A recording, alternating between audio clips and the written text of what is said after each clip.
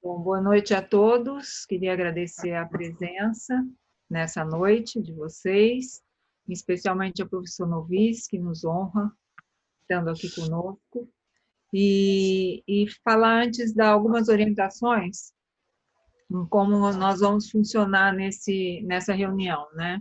Eu gostaria que todos que tivessem alguma pergunta colocassem no chat. A gente vão ter as apresentações e ao final a gente discute as perguntas que tiverem surgindo.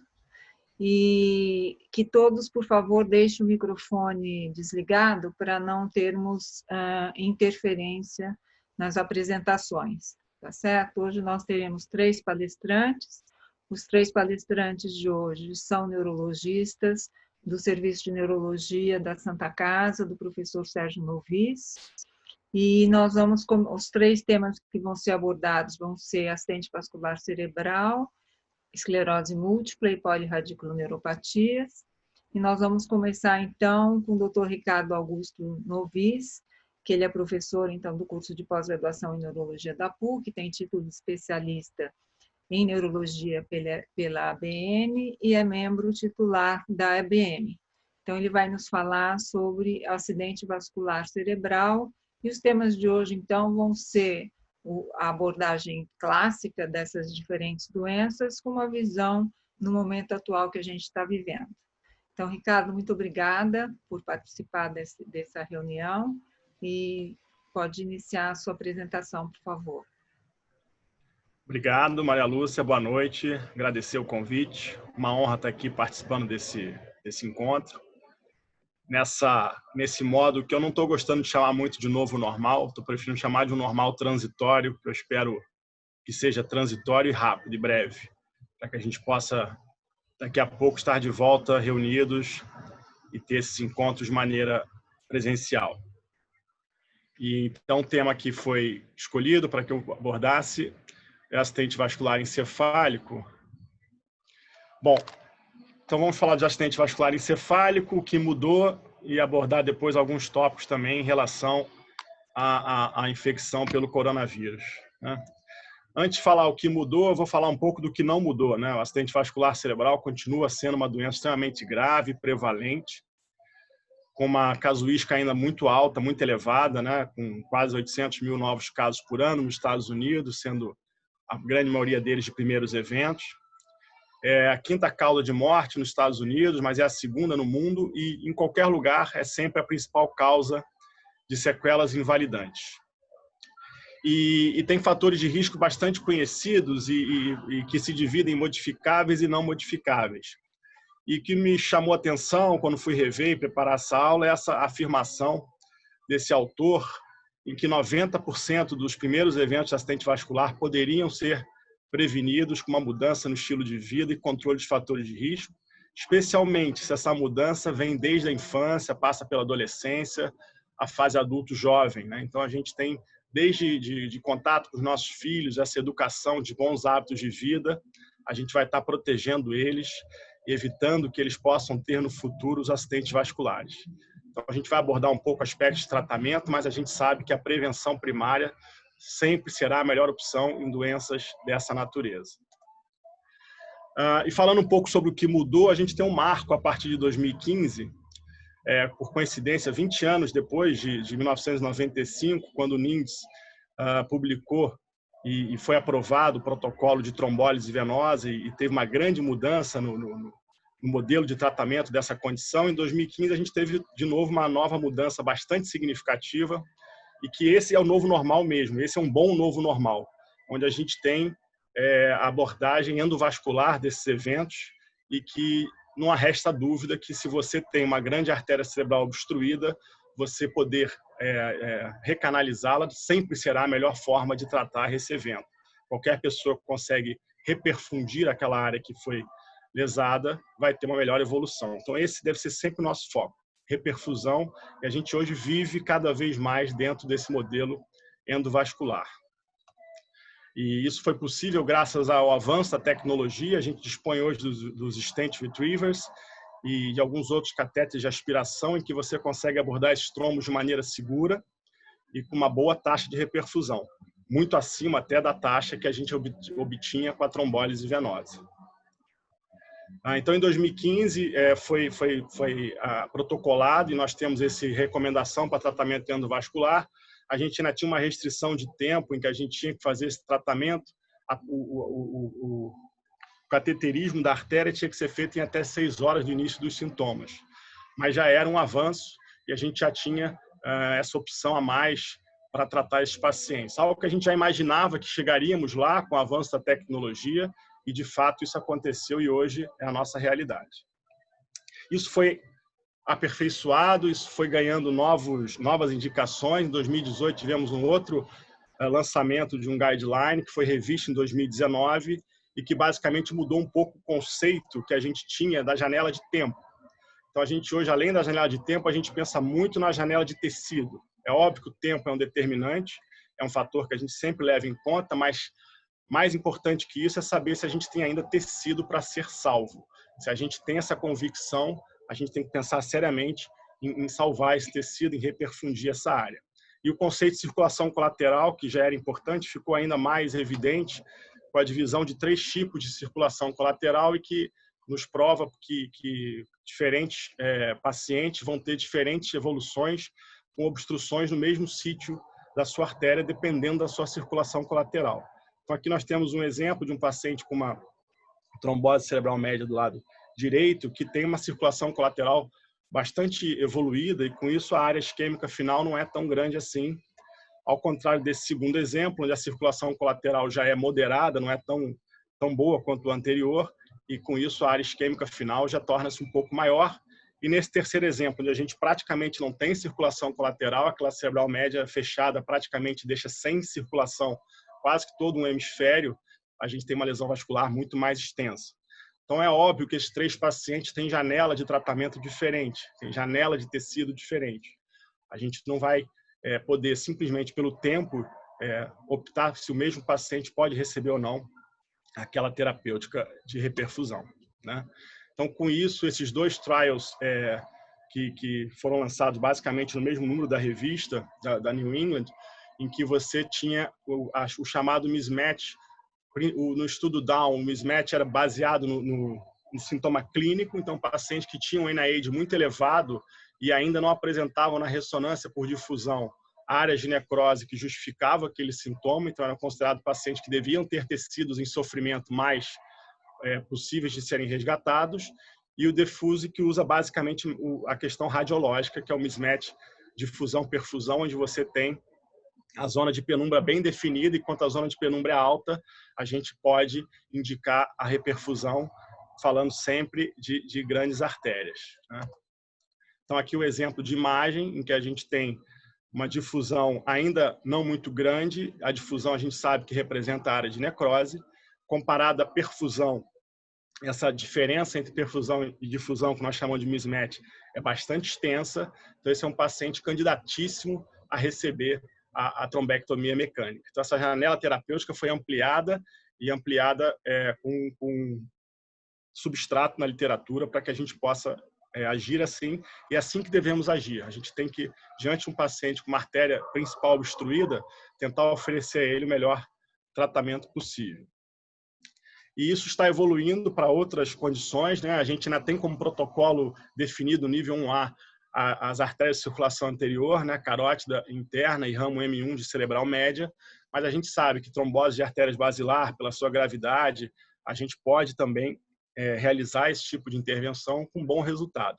Esse é um exemplo que eu vivenciei na Clínica São Vicente, em que tive o auxílio sempre bastante competente do Dr. Eduardo Weinberg. Essa é uma paciente jovem, uma mulher jovem que teve um evento vascular cerebral, um delta-T indeterminado. Ela acordou já sentindo semiplégica, foi levada para o hospital e a gente tinha essa imagem inicial, uma lesão no tronco cerebral, e depois nos exames angiográficos a gente percebia que ela tinha uma trombose da artéria basilar, e diante da gravidade do caso a gente indicou a trombectomia, que foi realizada pelo Dr. Weinberg. A gente vê ele aqui passando o stent, e depois a reperfusão com excelente resultado. Essa paciente ficou assintomática. Ela depois descobriu-se ter uma patologia no seu átrio esquerdo, uma alteração de inervação, tinha um átrio extremamente aumentado, uma área de remora bastante significativa, então foi um evento cardioembólico e ela hoje está anticoagulada e vivendo normalmente. Então, isso foi um caso realmente bastante que nos alegrou muito pelo resultado e por a gente poder oferecer esse tipo de tratamento a esse paciente. No Brasil, foi publicado no mês passado, né, um artigo na New England também, com 18 centros espalhados pelo Brasil, em que fizeram trombectomia e interessante no sistema de saúde público, né? O que é muito bom, que a gente espera que isso seja cada vez mais possível e é uma casuística bastante interessante, né? O trabalho chegou a ser interrompido porque a eficácia era muito evidente da trombectomia e esse estudo usou um delta-T de 8 horas, abordando carótidas e cerebral média também no ramo M1 e os resultados são bastante significativos. Recomendo a leitura aos senhores. É interessante também o que a gente teve há pouco tempo publicado, falando um pouco de trombólise venosa, uma revisão do estudo ECAS. O estudo ECAS era um estudo publicado em 2008 que mudou o protocolo, porque ele alargou a janela terapêutica da trombólise venosa para 4 horas e meia, e esses autores revisaram o trabalho e perceberam que havia alguns desvios na linha de base dos dois grupos.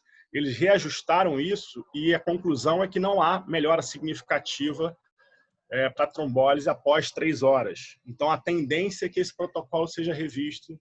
Decisões que vinham sendo tomadas baseadas nesse estudo devem ser reconsideradas. Então, acredito eu que a indicação de trombectomia mecânica sem a trombólise venosa prévia talvez seja antecipada para 3 horas após essa revisão realizada por esses autores. Falando um pouco agora sobre a situação atual, sobre o coronavírus, onde a gente sabe que as coagulopatias, as doenças da coagulação têm sido fator bastante complicador e de mudança de prognóstico desses pacientes. A gente sabe que a infecção pelo vírus gera uma tempestade de citocinas inflamatórias importante. A gente consegue medir isso através desses biomarcadores. O dedímero talvez seja o mais utilizado. Um dedímero acima de 1000 indica um aumento grande de mortalidade nesses pacientes. A gente tem informações que 40% dos pacientes internados, ou seja, os pacientes com forma mais grave da doença, apresentam fenômenos tromboembólicos. E nessa série de 183 pacientes, onde houve um óbito de 21, interessante ressaltar que 71% dos que faleceram preenchiam critério para coagulação intravascular disseminada contra 0,6% dos sobreviventes, mostrando de fato que eventos tromboembólicos estão diretamente relacionados ao pior prognóstico desses pacientes. E aí um estudo bastante interessante foi realizado de maneira retrospectiva em Nova York, onde eles analisaram a internação durante um mês no sistema público de saúde de Nova York e avaliaram pacientes que, por acaso, já faziam uso por outras patologias de anticoagulantes ou de antiplaquetários e gostariam de perceber se esses pacientes que estavam anticoagulados previamente poderiam ter uma melhor evolução. Mas não foi isso que foi percebido. Na verdade, os dois grupos, tanto os usuários de anticoagulantes e antiplaquetários, quanto os pacientes que não tinham essa utilização, tiveram o mesmo índice de sobrevida e o mesmo índice de necessidade de ventilação mecânica. Então, não é ainda protocolado, a gente não deve anticoagular empiricamente pacientes graves dessa epidemia, como já foi sugerido por alguns autores. Na verdade, eu acho que trabalhos devem ser feitos, mas a gente ainda não tem indícios para poder utilizar essa recomendação. O que é indubitável é que todo paciente internado com Covid deve ser rastreado rotineiramente para fenômenos trombóticos. Qualquer indício laboratorial de risco para isso, esses pacientes devem primeiro estar já anticoagulados profilaticamente, mas em qualquer indício de realmente estar desenvolvendo um evento tromboembólico, aí sim ser tratado de maneira adequada. Mas o uso indiscriminado ainda não está protocolado. Pacientes que já tiveram AVC acabam sendo pacientes que têm um fator de mau prognóstico na evolução do coronavírus, né? Um paciente que já teve AVC tem uma taxa de óbito 3 vezes maior de pacientes que nunca tiveram essa patologia. E falando especificamente do AVC complicando a infecção, a gente pode ter isso por algumas situações. Uma ação direta do vírus, em que ele atinge os endotélios através dos receptores de ECA2, gerando uma inflamação, uma vasculite, daí eventos trombóticos e até mesmo hemorrágicos.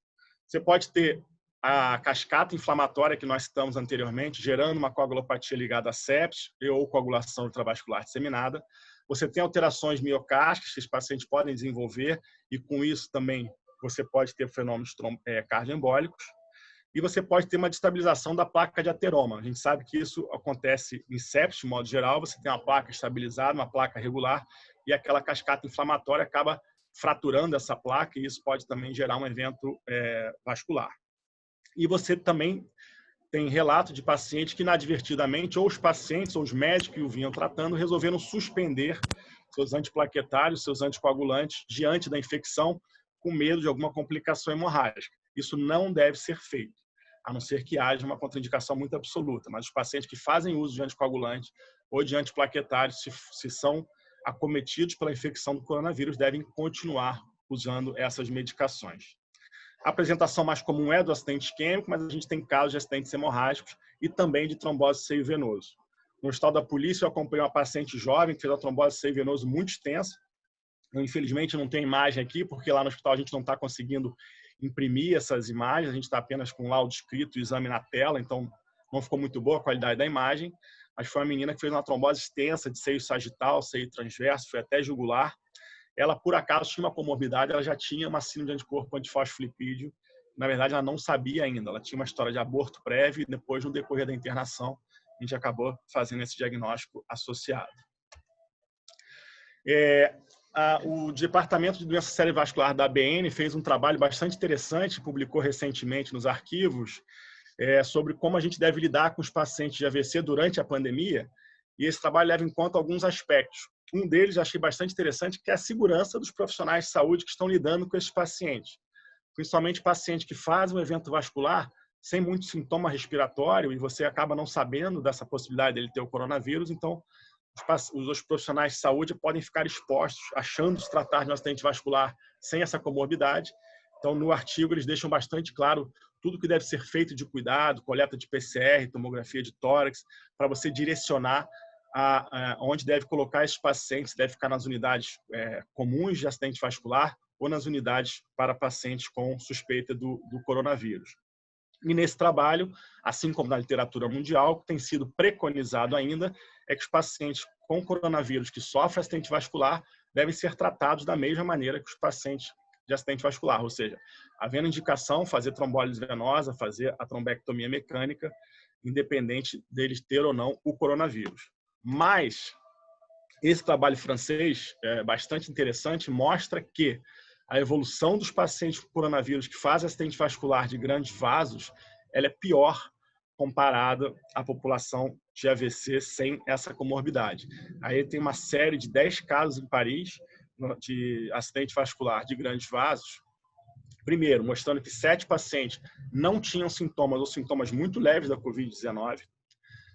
Os pacientes que eram sintomáticos, o tempo médio entre esses sintomas e a ocorrência do evento foi de 6 dias. Todos os pacientes conseguiram ser avaliados por imagem até 3 horas após o evento vascular.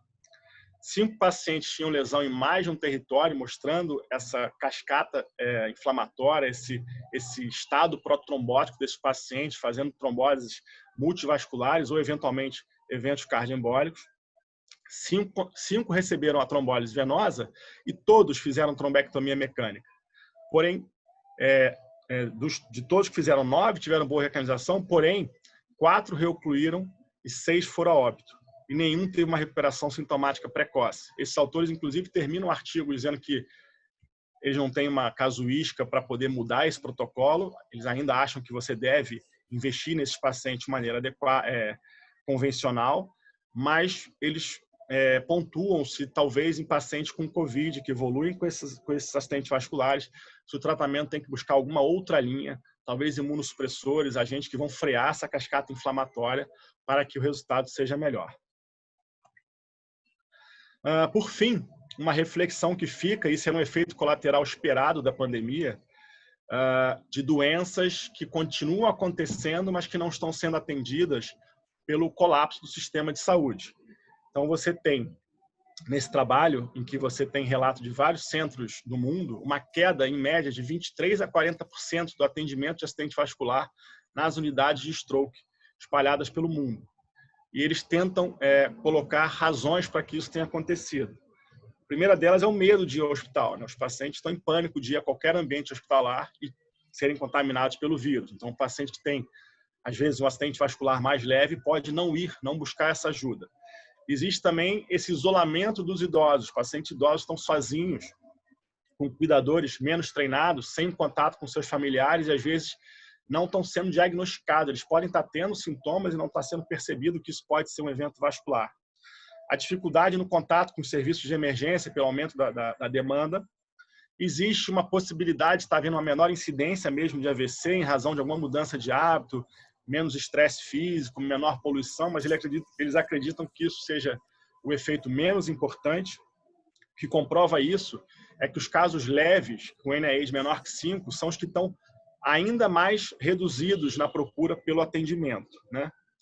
E eles mostram que, independente dos registros dos casos de morte por Covid, houve um aumento de mortalidade, de registro de morte em quase todos os locais onde você está tendo a pandemia de forma mais intensa, mostrando que tem pessoas morrendo, talvez sem atendimento, sem um registro, e que podem estar morrendo por acidente vascular, e esse aumento de mortalidade está sendo registrado nos cartórios civis, e isso é algo que nos preocupa, porque certamente a gente está deixando de atender pacientes em razão disso. E o que preocupa é que esse não atendimento desses casos leves ou de ataque isquêmico transitório é que esses pacientes não estão sendo tratados, não estão fazendo a sua profilaxia secundária e, no futuro, eles podem estar aí apresentando um evento vascular mais grave, mais sério e com piora da sua evolução. Tentei obedecer o tempo, espero ter passado a ideia que a gente queria em relação a essa patologia e estaremos no final dispostos a responder as perguntas e dúvidas que devam surgir. Boa noite e muito obrigado novamente pelo convite. Obrigada, Ricardo, pela excelente apresentação, pela ampla abordagem e atualização do tema nesse momento atual. Então, foi bastante interessante. Agora nós vamos chamar a doutora Letícia Freser Mansur, que ela é professora também do curso de pós-graduação em neurologia da PUC-Rio, tem o título de especialista em neurologia, é mestre pela neurologia da UFRJ, é neurologista da Santa Casa e do Hospital Barra d'Or, e é meu braço direito no ambulatório de esclerose múltipla lá na Santa Casa. Letícia, bem-vinda. Boa noite a todos. Obrigada, professor Novis, por tudo, por fazer parte do serviço. Obrigada, professora, pela oportunidade de estar participando desse evento. Então, coube a mim, essa noite, falar um pouquinho sobre a esclerose múltipla e o que mudou diante dessa pandemia. Então, iniciando... Bom, a esclerose múltipla, por definição, é uma doença inflamatória desmelinizante do sistema nervoso central, resultante de uma resposta imune aberrante de autoantígenos e que levam à destruição da baía de mielina. A interação entre a predisposição genética e outros fatores ambientais, eles podem levar isso é uma explicação que possa levar ao início da esclerose múltipla, né? Isso é uma explicação por que algumas pessoas, ela pode se desenvolver em algumas pessoas. Então, assim, a predisposição genética associada a fatores ambientais podem ter essa explicação. Ela tem uma predisposição maior no sexo feminino, numa proporção de 2:1, tem um início entre 30 e 40 anos na faixa etária, e ela tem um alto risco no norte europeu, em caucasianos, nos Estados Unidos e em canadenses, e um baixo risco em negros, africanos e orientais. A esclerose múltipla, ela tem 4 tipos. A mais comum e que a gente pode encontrar mais na nossa prática clínica é a esclerose múltipla do tipo surto-remissão, também conhecida como remitente recorrente. Então, nesse tipo, o paciente tem um surto e depois ele fica por um tempo em remissão da doença, ele fica um tempo bem. E isso não tem assim, um tempo determinado, ele pode passar anos bem estável da sua doença e depois apresentar um novo surto. Esse é o tipo mais comum. Uma outra forma que nós encontramos é a forma progressiva primária. Ela geralmente está presente em 10% dos casos e nesse tipo o paciente tem a sua manifestação neurológica, tem o seu déficit neurológico e ele progride progressivamente, né? Ele evolui progressivamente desse déficit. Na forma secundariamente progressiva, geralmente o paciente começa com uma forma surto-remissão, começa na esclerose múltipla do tipo remitente recorrente e com o passar do tempo, ele evolui para uma forma secundariamente progressiva, em que a gente vai observando que esse paciente vai tendo uma piora no exame neurológico, vai tendo a sua piora clínica, mas ele não tem novamente surtos e a gente não vê mais atividade de doença nos exames de ressonância. E a forma que é menos comum, né, menos de 5% dos casos, é a esclerose múltipla progressiva com surtos. É como a forma progressiva primária, em que o paciente tem o déficit neurológico, ele vai piorando, mas, eventualmente, nós podemos encontrar surtos clínicos da doença nesses pacientes. Mas essa forma é uma forma mais rara, a gente não vê com tanta frequência. Os sintomas mais comuns que esses pacientes apresentam são as paresias e parestesias, as alterações visuais, como diplopia e turbação visual, alterações esfincterianas, como retenção urinária, vertigem e instabilidade da marcha. Esses sintomas, eles configuram um surto, né? E o surto, ele tem por definição que ele é um sintoma neurológico que tem uma duração maior ou igual a 24 horas.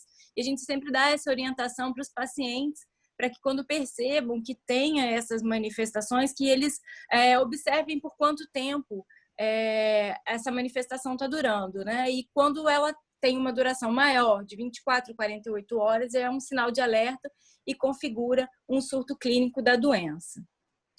Quando nós estamos diante de um paciente com uma suspeita clínica de esclerose múltipla, como que a gente faz essa investigação diagnóstica, né? A anamnese é dirigida e o exame neurológico. Nós pedimos todo um screening laboratorial para fazer o diagnóstico diferencial. É um diagnóstico de exclusão. Então, hemograma, bioquímica, função tiroidiana, vitamina B12, as sorologias, HIV, tudo isso precisa ser excluído. Assim como o exame de líquor, em que a gente faz a pesquisa de bandas oligoclonais e índice de IgG para excluir também infecções do sistema nervoso central. E o exame de ressonância, que a gente pede todo o neuroeixo, crânio, coluna cervical, torácica, em que a gente procura as lesões desmelinizantes, né? Aqui coloquei algumas imagens de ressonâncias que são bastante características e que a gente pode ver as lesões que sugerem a esclerose múltipla. Então, nós estamos diante de uma doença que, para o diagnóstico, a gente faz é bastante importante, em que seja feito o diagnóstico clínico, radiológico e laboratorial, em que a gente possa excluir todas as outras doenças, porque algumas doenças podem algumas doenças da substância branca podem mimetizar aquelas lesões da esclerose múltipla. Então, o diagnóstico diferencial ele é muito importante. Recentemente, em 2017, foi publicado por McDonald e seus colaboradores a revisão dos critérios diagnósticos. E sempre quando isso acontece, essa revisão, a gente é uma tendência de que o diagnóstico da esclerose múltipla seja feito de uma forma segura, mas que esse paciente tenha o seu diagnóstico da forma mais precoce possível. Por quê? Porque é muito importante que a gente, como médico, atue na primeira janela de oportunidade, para a gente tentar impedir que a doença siga o seu curso natural e esse paciente evolua para formas progressivas secundárias e que a gente não tenha mais muita oportunidade para atuar. Então, cada vez que a gente consegue fazer esse diagnóstico de uma forma mais precoce, isso é muito importante para o paciente, porque a gente consegue dar a ele opções de tratamento numa forma precoce. E isso é muito importante para a evolução. A gente, hoje em dia, consegue ter o paciente com o diagnóstico de esclerose múltipla e ele vive bem, com uma boa qualidade de vida durante muito tempo. E quanto mais precoce a gente conseguir introduzir um tratamento adequado, melhor é. Então, por isso, a importância da gente fazer um diagnóstico seguro e precoce para o início do tratamento. Antigamente, nós tínhamos poucas opções para tratar esses pacientes, né? Eles eram tratados com esteroides, com metilprednisolona, com ACTH, eles não tinham medicações específicas. E depois, em 1995, começaram as eras dos interferons, que começou a mudar um pouco a história desses pacientes. Eles tinham mais opções de tratamento. E depois disso, várias outras medicações começaram a surgir. E hoje, o nosso arsenal para o tratamento desses pacientes é muito grande. Então, a gente pode, diante da clínica, do tipo do paciente, da manifestação da doença, poder encontrar um melhor tratamento para ele cada vez mais. Nós temos a opção de fazer o tratamento escalonado. De acordo com a Conitec, a gente segue as recomendações do PCDT e temos as medicações de primeira linha, segunda, terceira e quarta linha.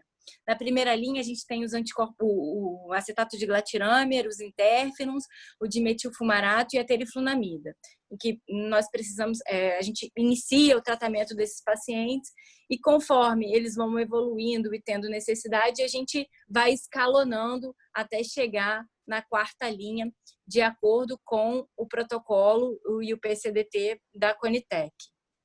Recentemente, o BCTRINS e a Academia Brasileira de Neurologia fizeram um guideline para início do tratamento. Ele foi publicado em 2016, em que eles colocam o paciente com síndrome clínica isolada, que é o início, né, da esclerose múltipla, né, assim, pode ser a primeira manifestação.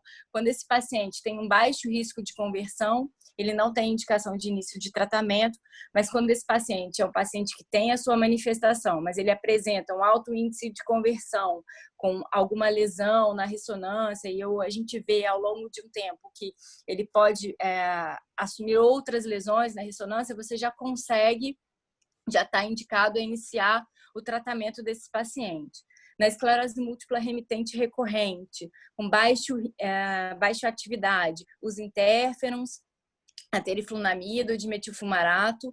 Quando o paciente tem uma alta atividade de doença, nós já temos disponível o fingolimod e os anticorpos monoclonais, como o natalizumab e o ocrelizumab. Está chegando para a gente, o alentuzumab também já está disponível e está chegando agora a cladribina.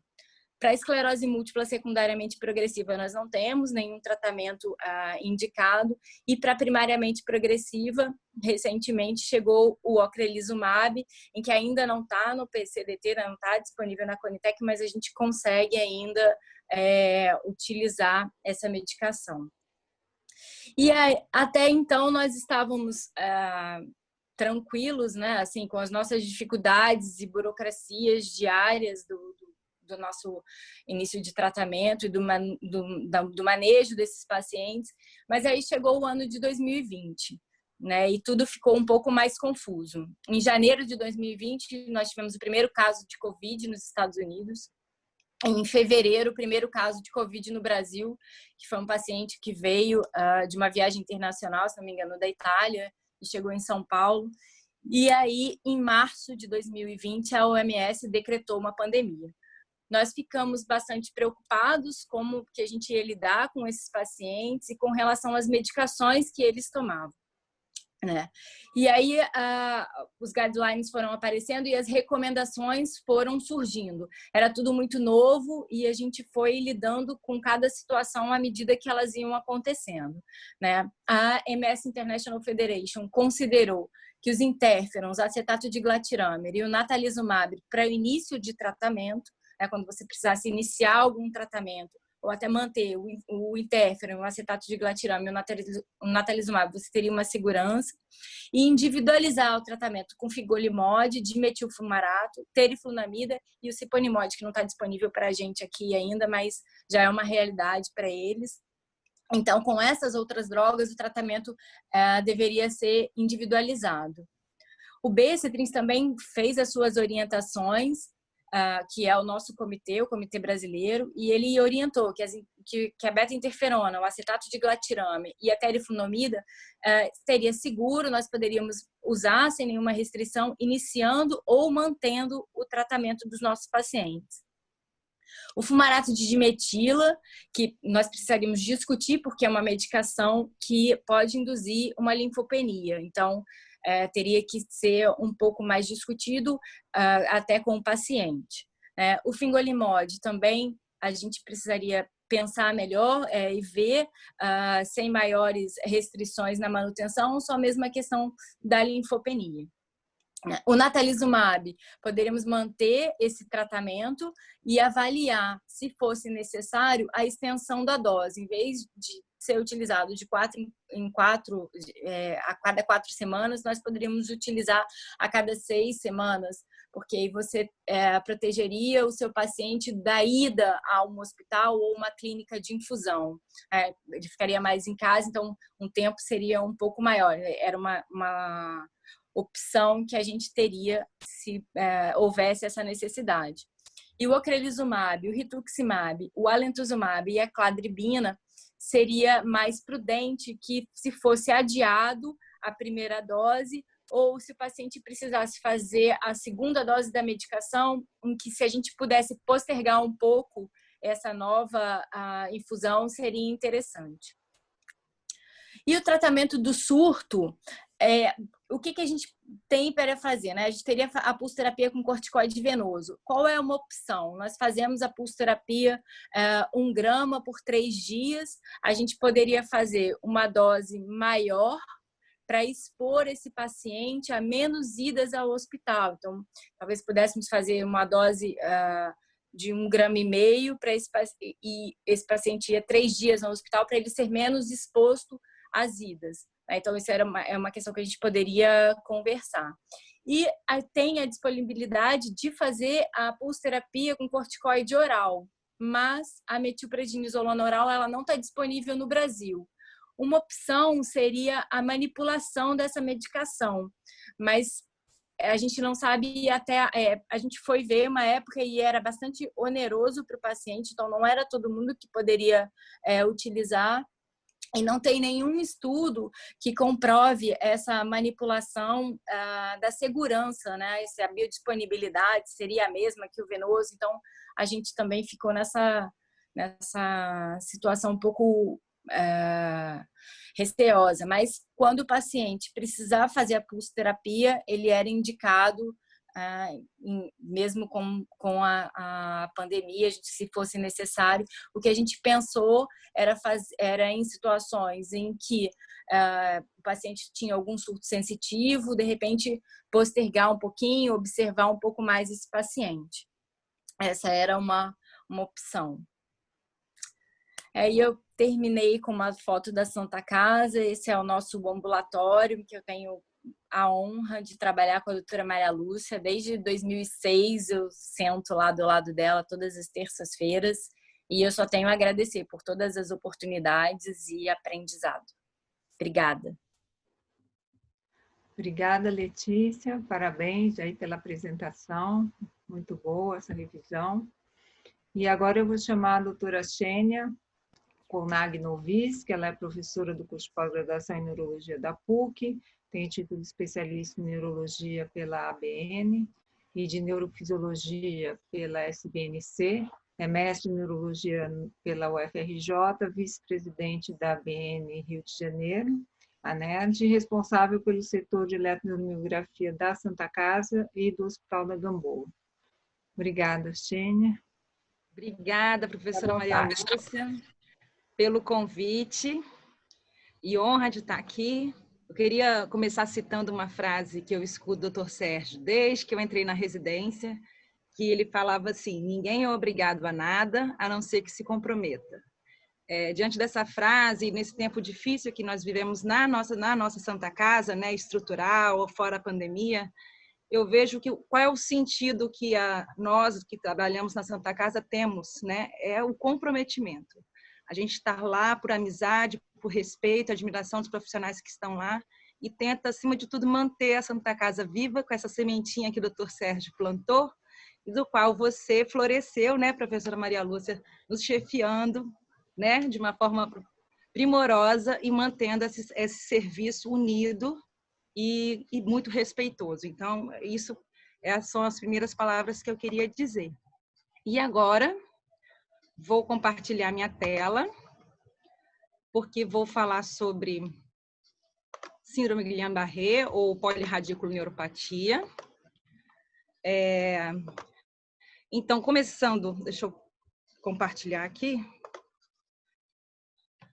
Começando sobre isso, a gente falando sobre Guillain-Barré, que foi descrito em 1916 por Guillain-Barré e Stroh. Nessa época, eles descreveram um quadro de 2 soldados na Primeira Guerra Mundial, no qual esses pacientes pós-infecciosos tiveram um quadro de tetraparesia aguda, flácida e arreflexa, associada à dissociação albumina-citológica. Depois, com o tempo, variantes dessa mesma doença, mas clinicamente diferentes, foram surgindo.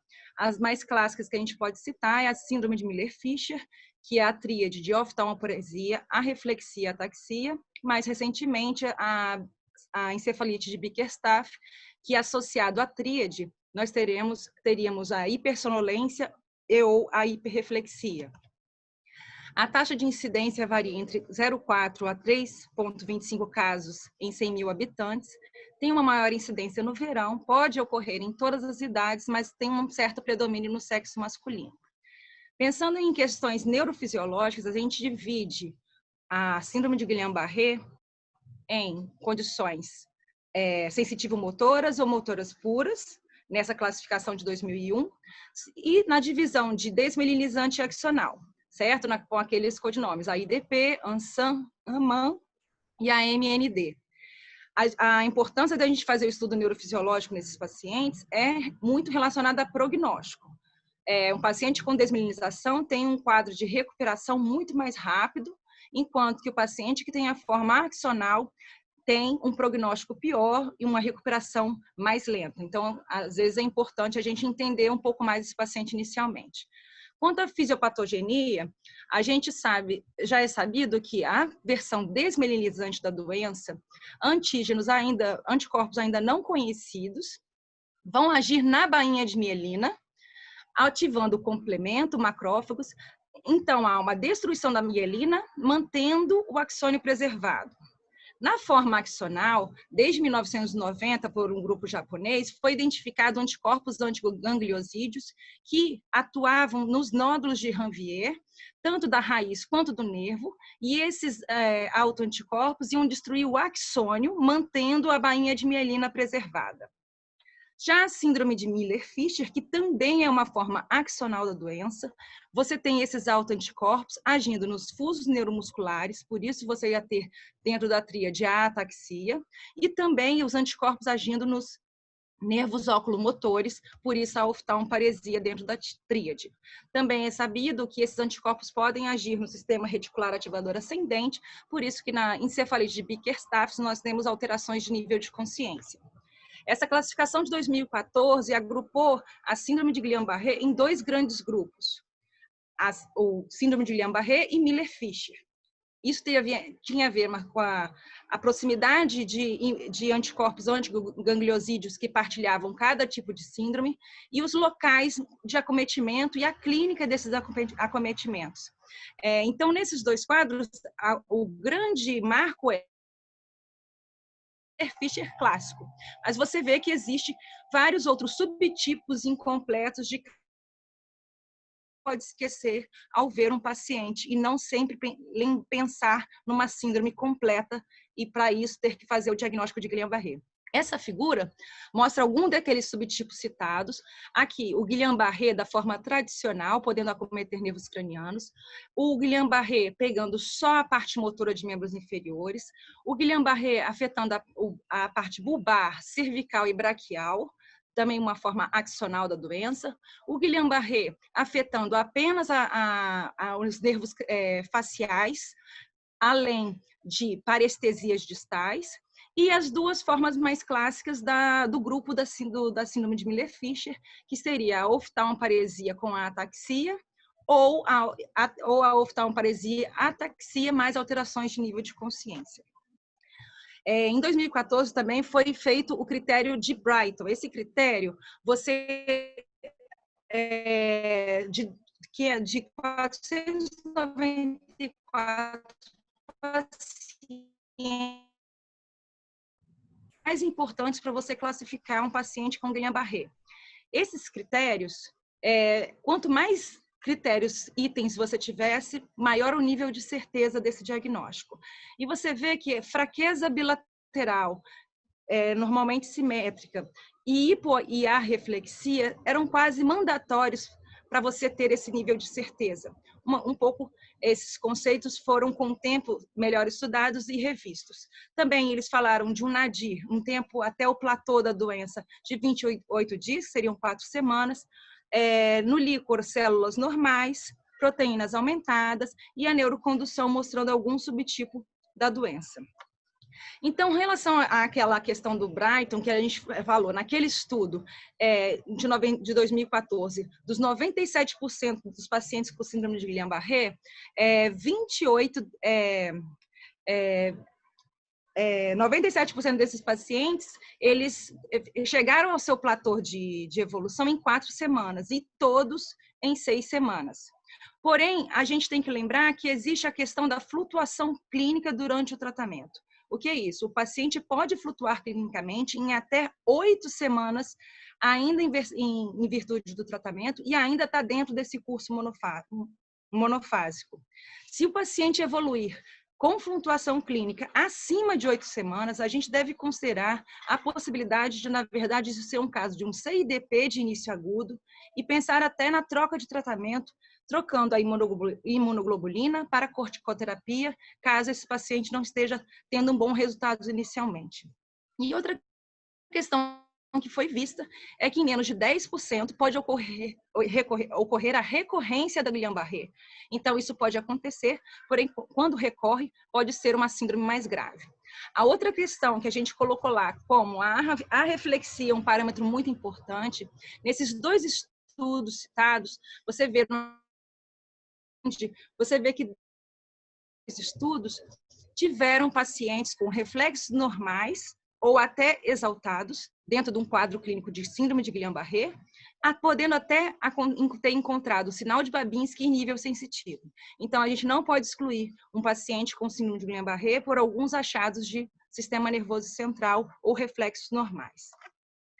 Agora, em relação ao Guillain-Barré em infecções, isso já está mais que sabido, 2/3 dos casos está relacionado a uma infecção anterior, que pode ser de 3 a 6 semanas antes, tanto do trato respiratório, tanto gastrointestinal, com vários vírus e bactérias já muito conhecidas.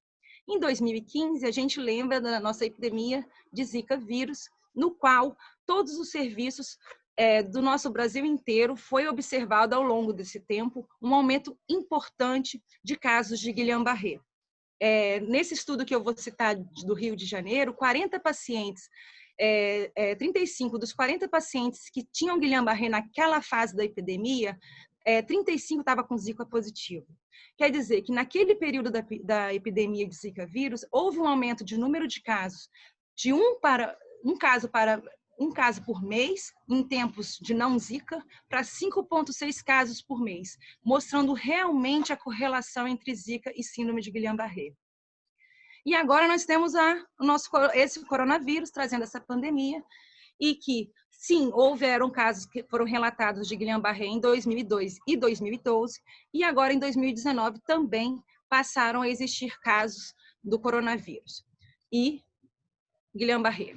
O primeiro caso relatado foi esse caso aconteceu em janeiro de 2020, e o título é Causa ou Coincidência, porque realmente esse autor não conseguiu concluir se era realmente havia essa correlação. Por quê? Porque após uma viagem para Wuhan, uma mulher de 65 anos retorna e começa a ter sintomas agudos de uma síndrome de Guillain-Barré. Essa paciente apresentou um aumento de proteína no líquor, ela tinha uma neurocondução com um quadro de desmelinizante, tipo um AIDP, foi diagnosticada de Guillain-Barré e feita imunoglobulina. Só que após 8 dias desses sintomas, ela começou a apresentar tosse seca, febre, uma TC de tórax com alterações compatíveis para COVID e um suave nasal positivo para COVID. Aí essa paciente passou a tratar para COVID também. O que acontece nesse primeiro caso? Por que não houve uma conclusão? A dúvida é, essa paciente trouxe o COVID da viagem que ela fez e aí iniciou o Guillain-Barré, ou essa paciente pegou o COVID durante a internação do Guillain-Barré? Então, esse primeiro caso publicado deixou uma dúvida, uma pulga atrás da orelha, para todos os outros pesquisadores começarem a ficar mais atentos quanto à síndrome de Guillain-Barré e COVID. E outros casos, então, começaram a ser publicados. Esse grupo francês já mostrou um tempo de 11 dias após todo o período de infecção pelo COVID, esse paciente começou a apresentar síndrome de Guillain-Barré do tipo desmelinizante, com aumento de proteínas no líquor, 11 dias após o quadro gripal. Esse outro grupo também conseguiu relatar que após 2 semanas dos sintomas de COVID, ele, além de apresentar um quadro de Guillain-Barré, um quadro até um pouco mais grave, do tipo axonal sensitivo motor, também a disparesia facial associada no quadro dele. Então, é um segundo caso que já foi confirmada essa correlação. E ainda vieram mais casos. Esse grupo da Itália, de 1.000 a 1.200 casos admitidos com COVID-19, em 3 hospitais do norte da Itália, mostraram que desses todos os pacientes, 5 casos tinham COVID, desenvolveram Guillain-Barré.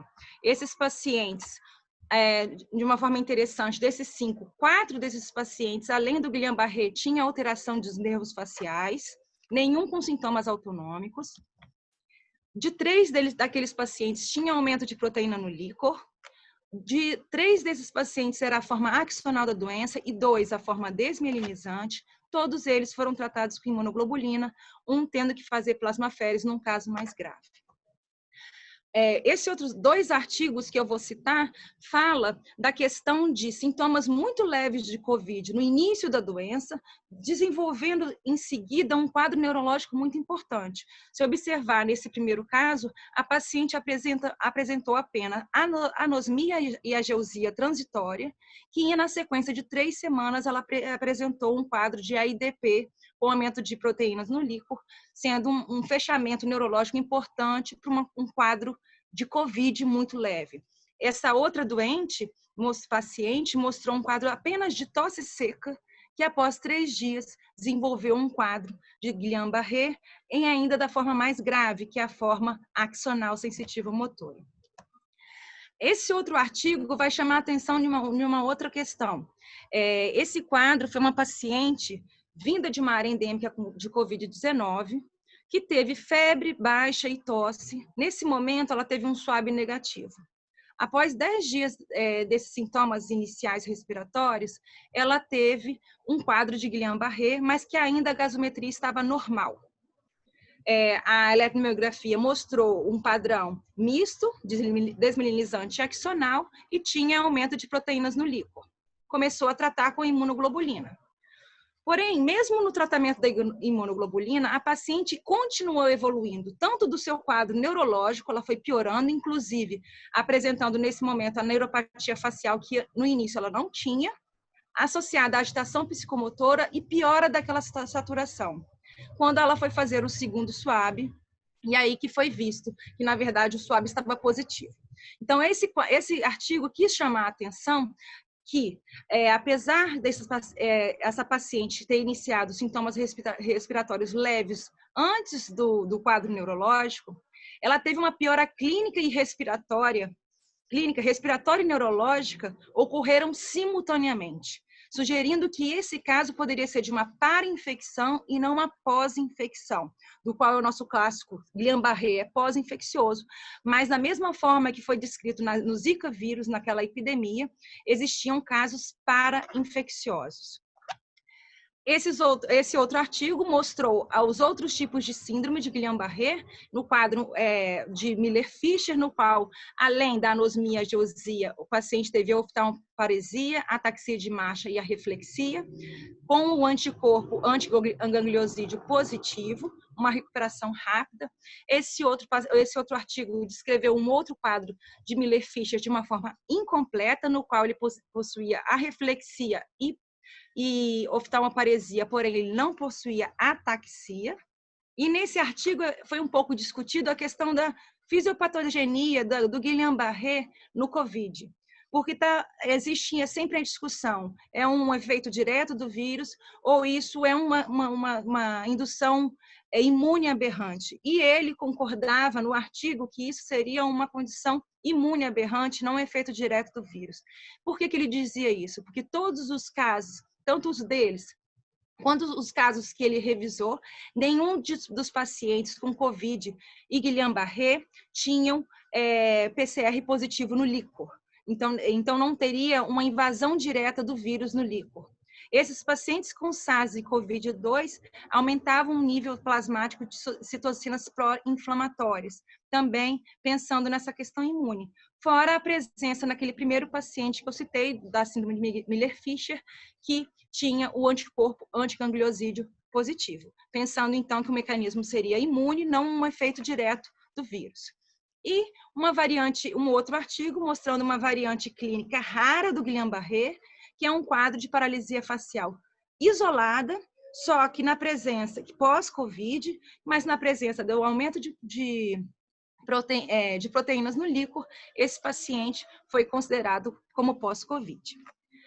Aqui eu vou falar dos casos um pouco mais do Rio de Janeiro, do nosso estado, casos que nós estamos acompanhando. Esse grupo NeuroCovid Rio é um grupo coordenado pelo Dr. Oswaldo Nascimento, que junta vários neurologistas do estado, juntando informações neurofisiológicas, sobre líquor, sobre imagem e aspectos clínicos, para tentar, e entre outras coisas, para tentar a gente agrupar os pacientes aqui do Rio de Janeiro e do estado, para o que aconteceu durante a pandemia do Covid no nosso estado. Então, esse caso, eu vou citar 3 casos do Guillain-Barré, do qual eu participei na realização da eletroneuromiografia. Então, o primeiro caso é uma mulher de 46 anos. A única coisa que ela tinha como história pregressa era o distúrbio bipolar do humor. E em casa ainda ela apresentou uma cervicobraquialgia bilateral aguda, 3 dias após uma queda da própria altura, no qual ela tinha percebido fraqueza nas pernas e dispneia. Essa paciente foi encaminhada e internada no Hospital Oceânico, em Niterói, que é um hospital referência, que foi na época referência para Covid, ficou internada lá por 15 dias com diagnóstico de Covid. E no momento ela foi feita nenhum rastreio ou avaliação quanto ao Guillain-Barré. Até porque, como ela tinha esse histórico de distúrbio bipolar do humor, muito foi pensado que o quadro motor dela tinha a ver com as condições emocionais da história pregressa dessa paciente. Ela teve alta, procurou o Dr. Rafael Brandão, nosso colega da Santa Casa, no qual, no exame neurológico, fez a suspeita de um Guillain-Barré, depois foi realizado realmente a eletroneuromiografia, do qual essa paciente já tinha um padrão desmielinizante do tipo AIDP. E chegando também o IgG positivo dessa paciente.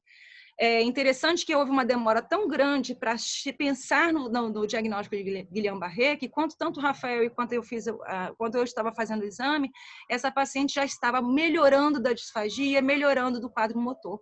Então, essa paciente não foi necessário para ela fazer imunoglobulina. Ela que estava na cadeira de rodas, atualmente voltou a andar, voltou a falar com menos dificuldade, uma recuperação absolutamente espontânea. No grupo de imagens, esse grupo de neurocovid, foi feita a imagem pelo grupo DASA e que mostrou esse aumento de sinal nas raízes bilateralmente dessa paciente. O outro caso, relacionado também à Covid aqui no Rio, foi um homem, essa paciente era de Teresópolis, um homem de 42 anos, sem fator de risco, então uma pessoa jovem, apresentou alguns sintomas respiratórios inicialmente, tratados com sintomático, só que depois de um tempo, além do quadro respiratório, uniu o quadro motor. Esse paciente foi internado ainda em Teresópolis, feito tratamento para a síndrome de Guillain-Barré, com imunoglobulina. Na consulta de retorno, ele também foi para o Dr. Rafael e, fechando um quadro clínico, né, do Guillain-Barré, feito a eletroneuromiografia, no qual, nesse paciente, foi visto um quadro de ANSAM. Então, também temos um diagnóstico de ANSAM. Esse paciente tem uma particularidade do qual ele tinha alguma hipertonia no seu exame neurológico, então, um pouco diferente de um exame clássico do Guillain-Barré. Por isso, ele foi referenciado para fazer os exames de imagem, mas ainda não finalizou para a gente entender melhor esse quadro. E aqui também no Rio, tivemos um quadro referenciado pelo Dr. Ricardo Novis, um paciente da Polícia Militar, masculino, de 33 anos, que teve um quadro gripal e gastrointestinal importante nesse início, mas só foi tratado com sintomáticos e voltou para casa. E após 2 semanas, ele teve uma paralisia facial à esquerda, seguida de paralisia facial à direita. Esse paciente chamou atenção porque ele tinha uma taxa de proteína no líquor de 429 de proteína no líquor, com uma sorologia positiva, tendo feito, nesse caso, imunoglobulina. Ele fez também um estudo de neurocondução, no qual ele tinha a eletroneuromiografia do corpo dos 4 membros absolutamente normal, assim como o exame neurológico dele absolutamente normal, apresentando apenas alterações dos nervos faciais bilateralmente. O estudo de imagem realizado nesse paciente teve um hipersinal tanto no nervo facial à direita e à esquerda, e esse paciente fez a imagem com mais de 2 meses do início do diagnóstico, e ainda assim mostrava esse hipersinal, e como na época o Celso me comentou, que o lado direito ele era mais captante do que o esquerdo, do qual era compatível com a eletromiografia e com a clínica, que ele ainda se mantinha o lado direito da hemiface mais importante do que o esquerdo. E a última questão que eu acho que a gente tem que lembrar é a questão do Guillain-Barré e a polineuropatia ou a miopatia do doente crítico, porque muitas vezes esses pacientes com quadro respiratório são rapidamente intubados, sedados, usam corticoides, beta-bloqueadores, um monte de medicações várias, e esses pacientes têm, no final, uma dificuldade de saída do respirador. E o que acontece? Muitos desses centros de terapia intensiva, e pelo isolamento do paciente, dificuldades de exame, não ter neurologistas naqueles locais, a gente não faz o acompanhamento neurológico, de saber se o quadro neurológico já vem desde o início da internação, ou se ele só apresentou alteração neuromuscular ao longo da evolução e da internação. Isso faria diferença, porque se de Guillain-Barré fosse feito logo no início, você poderia melhorar o prognóstico desse paciente já iniciando uma medicação, uma imunoglobulina, uma plasmaférese. E no final há um confundimento em relação a isso. Então, como conclusão, eu queria deixar aqui um resumo disso tudo, que o Guillain-Barré, tivemos sim casos de Covid, mas Guillain-Barré pós-Covid, mas infinitamente menor do que o que aconteceu na época do Zika vírus. O envolvimento de nervos cranianos é realmente muito comum. Inclusive, nós vimos dois casos aqui relatados de paralisia facial isolada e ser um subtipo do Guillain-Barré. O PCR no líquor de todos os pacientes revisados nesses estudos, o PCR do COVID foi negativo no líquor. O padrão eletroneurofisiológico é variável, tanto axonal e desmelinizante, as formas clínicas também foram muito variáveis. Lembrar que sintomas iniciais leves de COVID não impedem desse paciente ter um comprometimento neurológico importante, com um Guillain-Barré importante. O tratamento preferencial de todos esses casos foi a imunoglobulina, ou às vezes não fizeram nenhum tratamento e reverteram espontaneamente.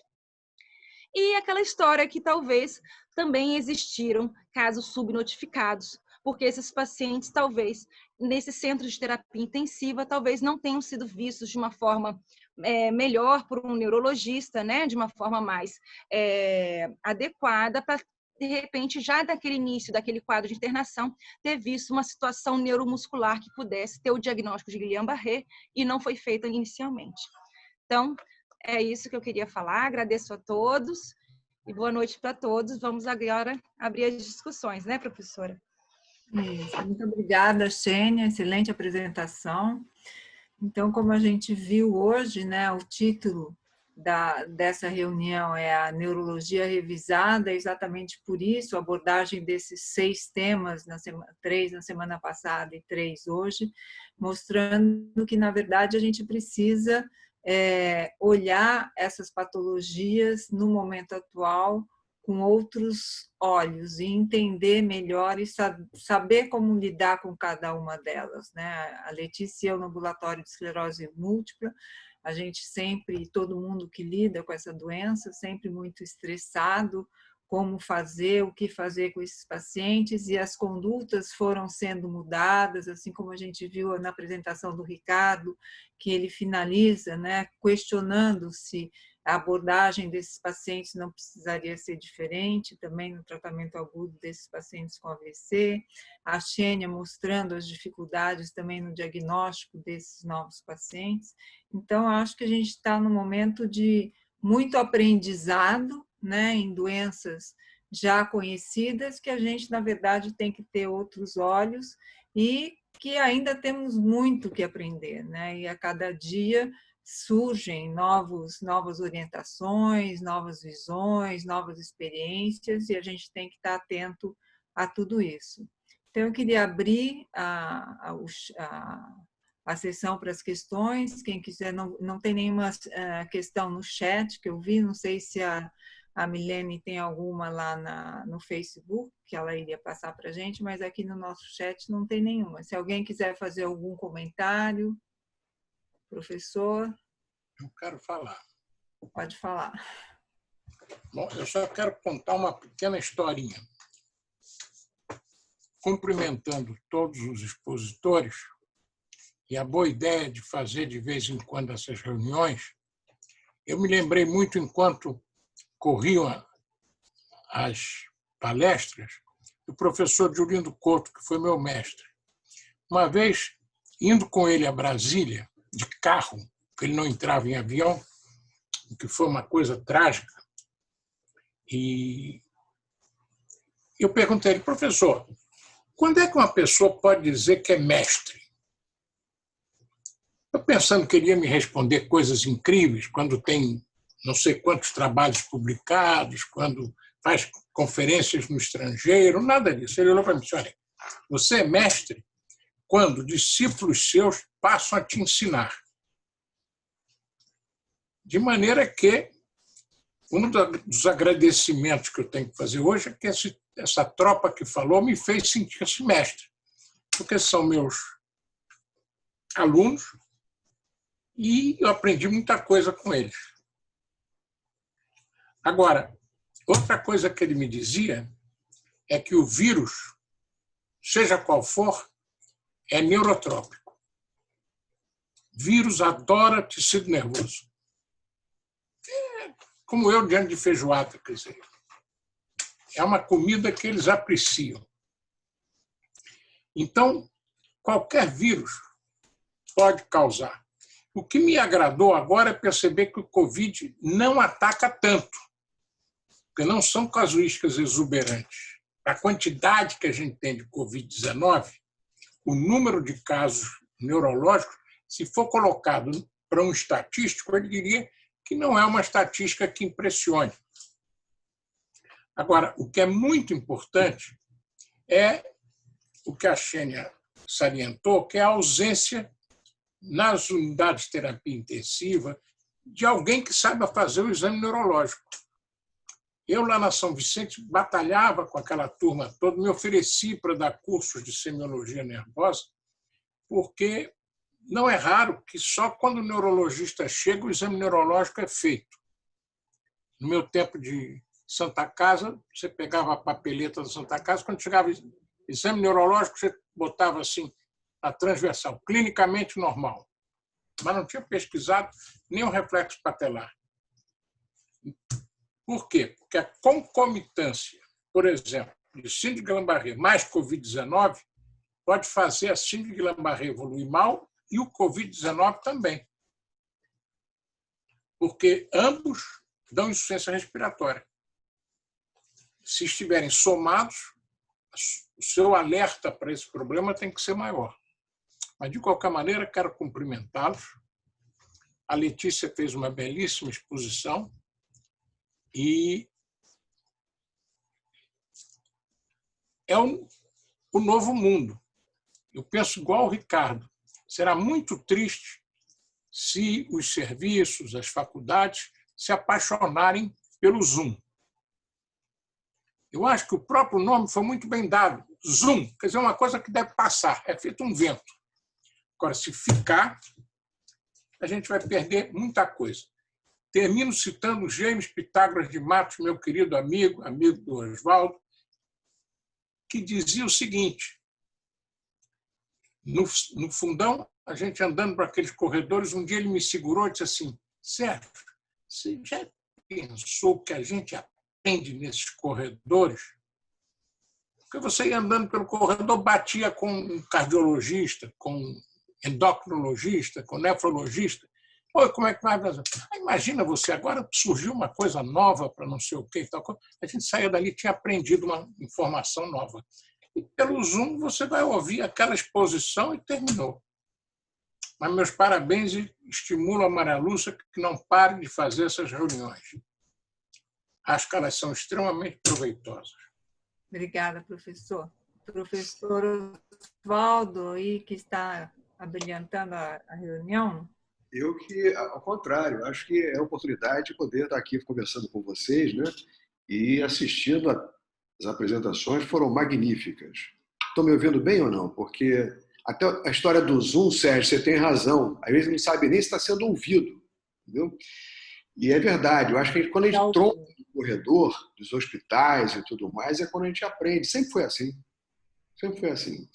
Mas, sem dúvida, essa oportunidade que a gente está tendo no Zoom, né, pela pandemia, de alguma maneira, eu espero que comece a passar. Eu comecei a voltar agora ao consultório e realmente a gente sente falta desse contato, o paciente reclama, a gente acabou tendo aquele contato através telemedicina, a Xênia, inclusive, nós tivemos uma interação muito grande, os próprios pacientes. Eu acho que foi um aprendizado excepcional. E que eu vi agora, como o Sérgio referiu, a gente está sempre aprendendo. Porque cada um de vocês, o Ricardo, a Letícia e particularmente a Xênia, trouxeram aspectos muito interessantes. O Ricardo, por exemplo, quando ele falou do anticoagulante, né, e a possibilidade, quer dizer, não se usar, isso é perfeito, porque você imagina aquela lesão endovascular deixando completamente esse vaso à mercê de repente, a gente faz o anticoagulante e hemorragia secundária. Eu até lembrei na hora, ouviu, Ricardo, uma dessas discussões em que o nosso colega Marco Pi participou, ele dizendo que lá na Baixada, lá em Caxias, o N era muito mais do jovem, na unidade de terapia intensiva, do que daquele paciente mais velho e o jovem desenvolvendo que é AVC. E ele mesmo falou: eu me sinto culpado porque eu tive que fazer hidroxicloroquina e, além do problema cérebrovascular, ainda tinha alteração do bloqueio de condução cardíaca. Então, chegar 4 fizeram parada irreversível. Então, ele se deparava, você imagina a angústia, eu imagino a angústia dessa rapaziada que esteve na linha de frente. Ainda bem que eu fiquei aqui atrás do computador nesse período, o Sérgio também, não é? Nós ainda tivemos essa chance. Você imagina se a gente tivesse a idade deles agora e na frente nessa linha de frente? Ia ser uma coisa muito difícil. Então, primeiro, reconhecer todo esse lado de heroísmo deles em poder trazer essas informações, porque através delas é que a gente acabou aprendendo muita coisa. A Letícia, inclusive, teve a oportunidade de uma reunião da BNRJ, do setor de neuroimunologia, até eu levantei a possibilidade interessante do processo do corona começar não pelo bulbo olfatório, mas pelo tubo digestivo, que saiu um trabalho uns dias antes. E nessa consideração, a Letícia foi a primeira a levantar a mão e falou: tem uma paciente, você veja como é que é importante essa interação dos centros, dos grupos, mais do que nunca. Aí, logo em seguida, a Fabiola idem. Olha, eu também tenho um paciente que fez um surto na vigência do corona. Então, na realidade, a gente passa a aprender, a gente passa a entender melhor essa condição. E, sem dúvida, a revisão que foi feita pela Shane, caso a caso, e essa oportunidade que a gente está tendo de poder discutir os casos. Aliás, agradeço a Shane e agradeço a Maria Lúcia e ao Sérgio a oportunidade do suporte para esse grupo que tem sido dado pela PUC, tanto é que as nossas reuniões nós fazemos exatamente através esse Zoom da PUC. Então, isso tem ajudado muito nessas discussões e, só para vocês terem uma ideia, aqueles bonequinhos do Guillain-Barré, aquilo ali foi um trabalho junto com o Nobuhiro Yuki, e na época só tinha boneco japonês. Era uma coisa horrorosa. Aí eu que botei aquela carinha dos bonecos ocidentalizando os bonequinhos. Mas você vê como é que a clínica, como o Sérgio falou, é soberana. Quer dizer, aquilo ali foi uma classificação voltada para o achado clínico. Porque tem muitos lugares no mundo que não tem eletromiografia, não vai ter anticorpo, não vai ter blícor. Então, pelo achado clínico.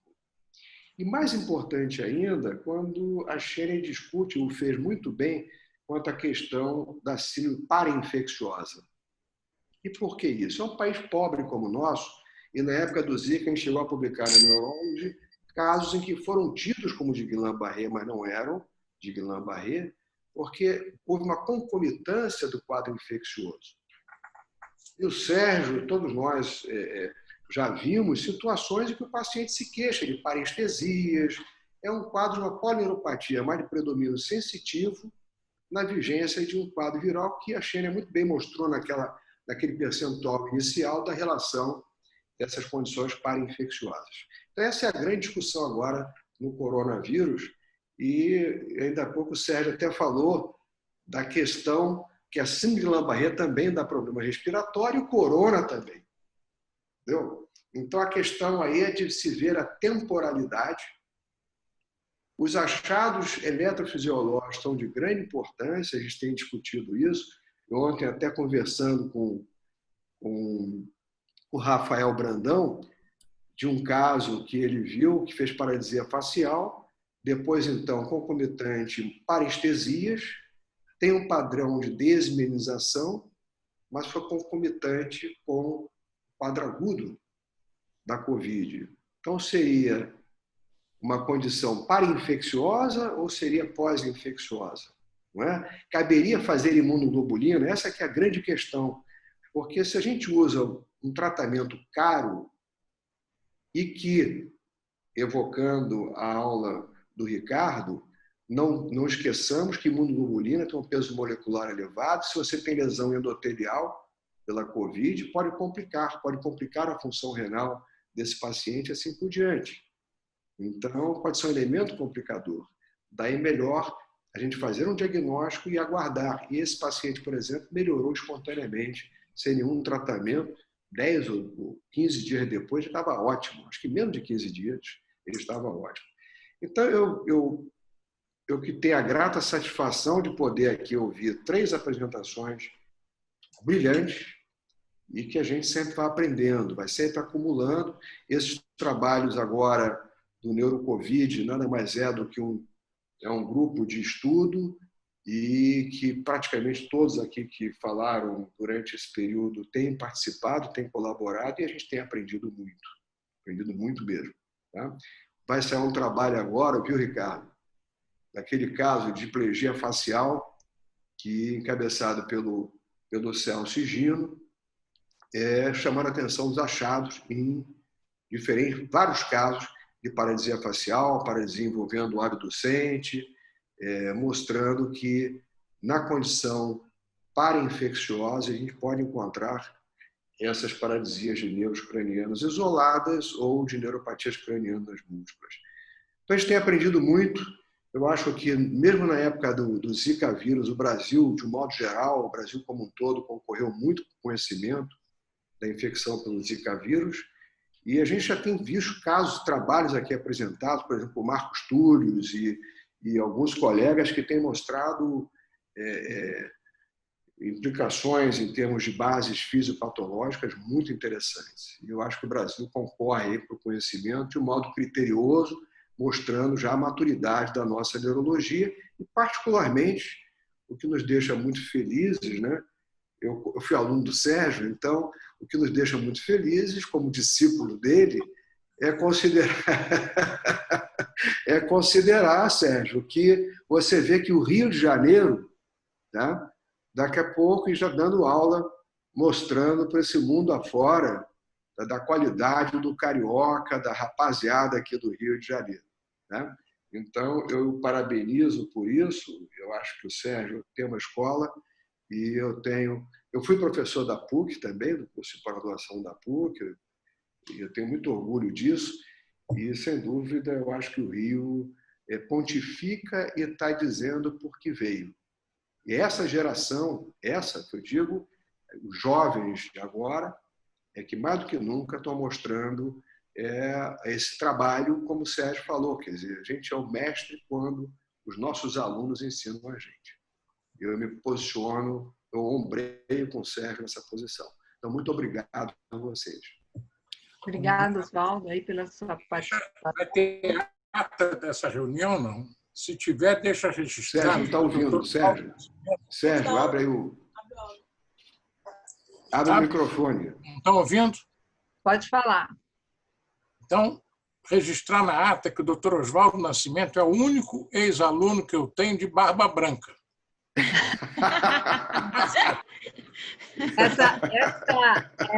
Essa reunião está sendo...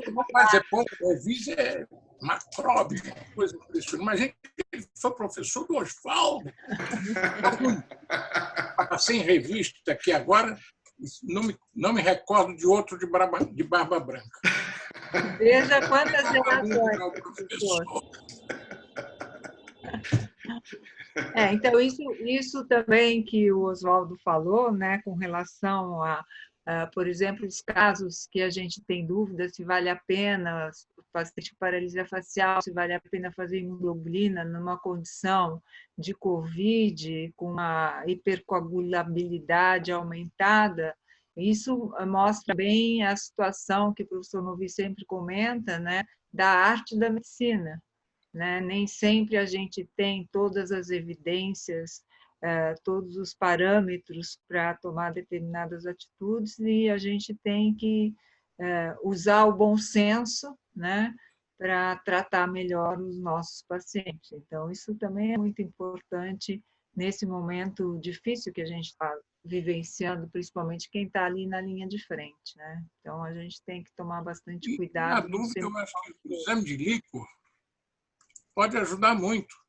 Quer dizer, quando você tem um doente com COVID e que ele faz um quadro neurológico que parece Guillain-Barré, o exame de líquor pode ajudar muito. Se ele tiver realmente uma proteína muito elevada no líquor, com celularidade normal, aumenta a impressão de que aquele quadro neurológico é a síndrome de Guillain-Barré. Aí merece o risco da imunoglobulina. Agora, uma coisa que eu quero também salientar é que no Covid-19, o perigo da não oxigenação adequada do doente é não só pela insuficiência respiratória, pelas lesões pulmonares, como também o Covid o vírus tem a capacidade de atacar a parede da hemácia e expulsar a hemoglobina do seu interior. De maneira que, além do indivíduo ter uma hipóxia de natureza pulmonar, ele tem também menor quantidade de transportador de oxigênio. que é a hemoglobina. De maneira que é uma situação que precisa ser bem controlada. E agora eles estão mudando o critério de como oxigenar. Tem que ter uns respiradores mais especiais por causa de complacência pulmonar, etc. É uma doença que eu tenho a impressão que foi um pouco de descontentamento do criador com relação à forma como nós estávamos tratando o mundo dele. Então, bota todo mundo a cabeça no lugar, faz as coisas mais direitinho, menos lava-jato, mais gente honesta. Eu acho que a coisa, o Covid vai embora. Esse vírus veio para consertar o mundo. Tomara que conserte, né, professor? Alguém quer fazer mais alguma observação? Não? Essa Andréa Guimarães é a nossa lá do Porto? Oh, beleza. André, me manda seu endereço por WhatsApp, que eu quero te mandar um livro. Professora Maria Lúcia, mando com certeza. Foi um prazer rever todos e eu estou um bocado afastada da neurologia, da clínica neurológica, mas tenho um prazer enorme em sempre que possível relembrar todos os ensinamentos e utilizar na prática, porque eles não se perdem de maneira nenhuma. E foi bom dar uma revitalizada nisto tudo e tudo muito bem fresco e atualizado por vocês. Muito obrigada pelos palestrantes. Adorei ver a Letícia tão em grande. Parabéns, Letícia. Foi lindo a maneira como você falou e é bom saber que isso não para de dar frutos, professor. É ótimo isso. Efetivamente é um desafio para todos, seja em que área estiverem. O Covid, eu acho que muito tempo já se passou, na verdade, e pouco se sabe sobre isto. Enquanto temos tantas cabeças pensantes e que fazem a diferença pensando, mas efetivamente não há grandes conclusões sobre essas situações. É o que eu vejo por aí. Temos muitos casos aqui em Portugal de Guillain-Barré e de síndromes neurológicas associadas, portanto, para-infecciosas, e que eu posso tentar procurar saber dados, como eu disse, eu não estou atualizada nisso, mas posso ver. Graças a Deus também não tive que ficar na frente, e pronto. E é um prazer enorme e espero continuar a poder assistir vocês. Aqui já é 00:30 e custa sempre um bocadinho mais, mas é um prazer enorme, vale a pena o esforço. Portanto, que bom ver você, André. Beijados e abraçados, e foi um prazer enorme. Espero estar na próxima para poder ouvi-los. Obrigada. Leonardo, você quer falar? Professora, só um comentário, na verdade, a respeito do que a Xênia comentou, dessa analogia entre o Zika e o Covid, né? Eu me recordo quando explodiu a epidemia do Zika, né? Acho mais ou menos uns 4 a 5 anos atrás, talvez um pouquinho mais. Nós tivemos uma explosão de casos de síndrome de Guillain-Barré aqui na região, né? A Santa Casa de Ouro Preto, ela é um hospital de referência para atendimento de 3 municípios aqui, Ouro Preto, Mariana e Itabirito, né? E especificamente no que diz respeito à neurologia e à terapia intensiva. Então, num espaço muito curto de tempo, aproximadamente uns 2 meses, nós tivemos 15 casos de Guillain-Barré. Foi um negócio assim assustador. E logo que começou essa confusão toda do Covid, né, em março, surgiram assim na sequência, em espaço de 3 a 4 dias, 2 casos de Guillain-Barré aqui na Santa Casa, muito graves, uma doença muito agressiva. Os pacientes rapidamente evoluíram com insuficiência respiratória, o líquor com proteína muito aumentada, com pouco tempo de evolução. Um deles, se eu não me engano, com 2 ou 3 dias de evolução, com 100 de proteína. E na ocasião nós ficamos muito preocupados de acontecer o que aconteceu na ocasião com Zika, né? Que nós tivemos uma explosão de casos. E ficou nisso, por enquanto. Nós tivemos 2 casos de Guillain-Barré lá em março, né? Quando até já haviam casos relatados em artigos chineses e artigos italianos comentando realmente da possibilidade, né? E quando apareceram 2 casos muito graves de Guillain-Barré, em sequência, os 2 com sorologia positiva para a Covid, né? Nos trouxe menor preocupação porque a característica da doença é uma característica, digamos assim, mais agressiva, eu falo especificamente do Covid, né? Quando comparada ao Zika, por exemplo. Então, por enquanto, graças a Deus, de março para cá, nós tivemos só 2.